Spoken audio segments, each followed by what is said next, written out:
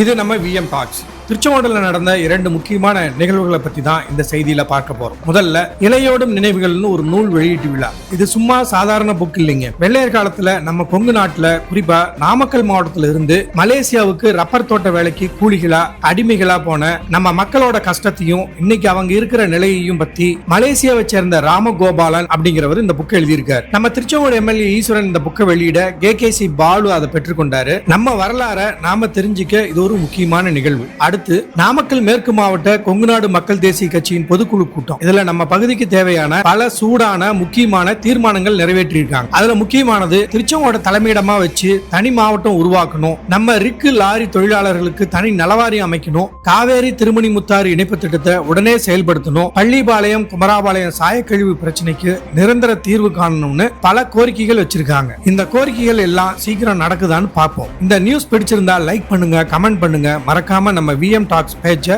Follow பண்ணுங்க.